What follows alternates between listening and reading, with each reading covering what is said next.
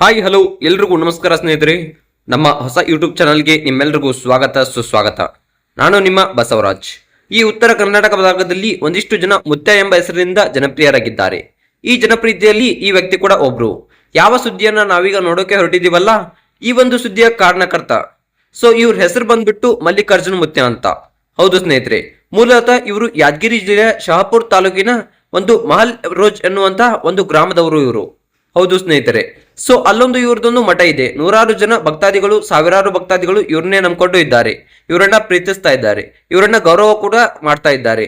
So ಈ ವ್ಯಕ್ತಿಗೆ ಸಂಬಂಧಪಟ್ಟಂತೆ ನಾನು ಮೊದಲು ನೋಡ್ತಿದ್ದಂತ ವಿಡಿಯೋಗಳು ಏನಪ್ಪಾ ಅಂತಂದ್ರೆ, ಅವರು ಕಾಂಪೌಂಡ್ ಹಾರ್ಕೊಂಡು ಹೋಗ್ತಾ ಇರೋದಂಥದ್ದು, ಮತ್ತೆ ಕೆಲವೊಂದಿಷ್ಟು ಟೋಲ್ಗಳಲ್ಲಿ ಕಾರ್ ಸೈರನ್ ಬರ್ತಕ್ಕಂಥದ್ದು. ಸೊ ಇದೆಲ್ಲ ನೋಡಿದ್ರೆ ಅವರೊಂದಿಷ್ಟು ಬ್ಯುಸಿ ಆಗಿದ್ದಾರೆ ಅಂತಕ್ಕಂಥದ್ದು ಆ ವಿಡಿಯೋಗಳಲ್ಲಿ ಕಂಡು ಬರ್ತಾ ಇತ್ತು. ಹಾಗೆ ಕೆಲವೊಂದಿಷ್ಟು ಜನರಿಗೆ ಆಶೀರ್ವಾದ ಮಾಡ್ತಕ್ಕಂಥದ್ದು, ಹಾಗೆ ಕೆಲವೊಂದಿಷ್ಟು ಮಾತುಗಳನ್ನ ಹೇಳ್ತಕ್ಕಂಥದ್ದು, ಅದಕ್ಕೆ ಬ್ಯಾಕ್ ಗ್ರೌಂಡ್ ಮ್ಯೂಸಿಕ್ ಹಾಕಿ ಒಂದೊಳ್ಳೆ ರೀಲ್ಸ್ ಗಳನ್ನ ಮಾಡಿ ಇನ್ಸ್ಟಾಗ್ರಾಮ್ ನಲ್ಲಿ ಅಥವಾ ಸೋಷಿಯಲ್ ಮೀಡಿಯಾದಲ್ಲಿ ಇವರು ಹರಿಬಿಡ್ತಾ ಇದ್ರು.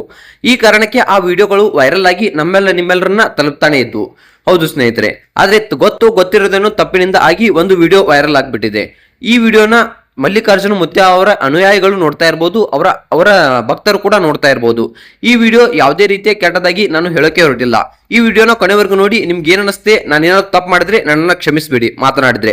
ಹೌದು ಸ್ನೇಹಿತರೆ, ಈ ಒಂದು ವಿಡಿಯೋದಲ್ಲಿ ಆ ಒಂದು ವಿಡಿಯೋ ಪೋಕ್ಸೋ ಪ್ರಕರಣ ಮಲ್ಲಿಕಾರ್ಜುನ ಮುತ್ಯ ಅವರ ಮೇಲೆ ದಾಖಲಾಗಿದೆ. ಯಾಕೆ ಅಪ್ಪ ಅಂತ ಅಂದ್ರೆ, ಒಂದು ಸಾಮಾಜಿಕ ಜಾಲತಾಣದಲ್ಲಿ ಒಂದು ವಿಡಿಯೋ ಹರಿಬಿಟ್ಟಿದ್ರು ಮಲ್ಲಿಕಾರ್ಜುನ ಮುತ್ಯ ಅವರು, ಅವರ ಒಂದು ಸಂಘಟನೆ, ಅವರ ಒಂದು ಅನುಯಾಯಿಗಳು. ಆ ಒಂದು ವಿಡಿಯೋ ಏನಪ್ಪ ಅಂತ ಅಂದ್ರೆ, ಮಲ್ಲಿಕಾರ್ಜುನ ಮುತ್ಯ ಅವರ ಭಕ್ತರು ಅಂದ್ರೆ ಅವರ ಅನುಯಾಯಿಗಳು, ತಂದೆ ತಾಯಿ ಹಾಗೆ ಮಗಳು.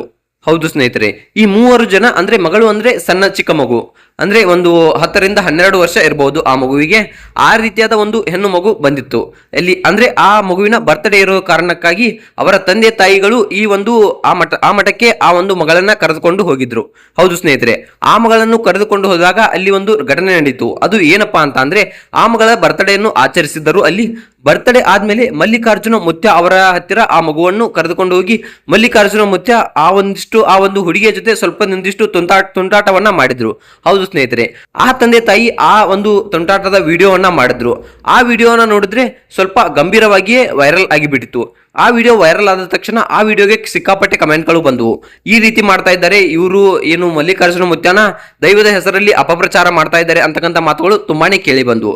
ಹೌದು ಸ್ನೇಹಿತರೆ, ನಿಜ, ದೈವ ಅನ್ನೋದು ಯಾರ ಮೈ ಮೇಲೂ ಬರುವುದಿಲ್ಲ. ಹೌದು, ದೈವ ಅಂತಕ್ಕಂಥದ್ದು ಒಂದು ಒಳ್ಳೆ ಸ್ಟ್ರಾಂಗ್ ಶಕ್ತಿ ಅಂತಾನೆ ಹೇಳ್ಬೋದು.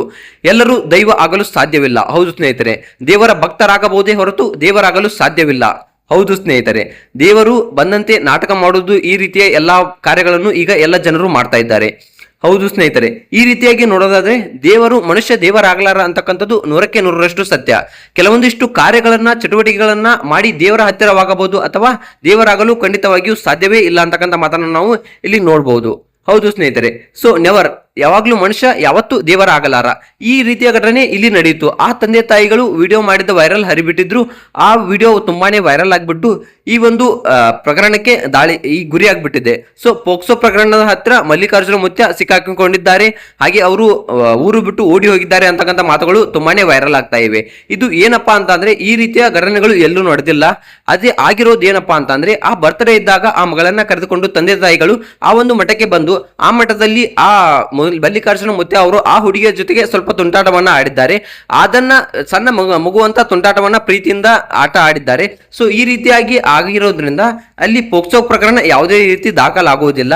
ಯಾಕಂದ್ರೆ ಅದು ಚಿಕ್ಕ ಮಗು. ಮಲ್ಲಿಕಾರ್ಜುನ ಮುತ್ಯ ಅವರು ಕೂಡ ಪ್ರೀತಿಯಿಂದ ಅಷ್ಟೇ ಇದನ್ನ ಮಾಡಿದ್ದಾರೆ. ಸೊ ಈ ರೀತಿಯಾದ ಘಟನೆಗಳು ನಡೆದಿವೆ.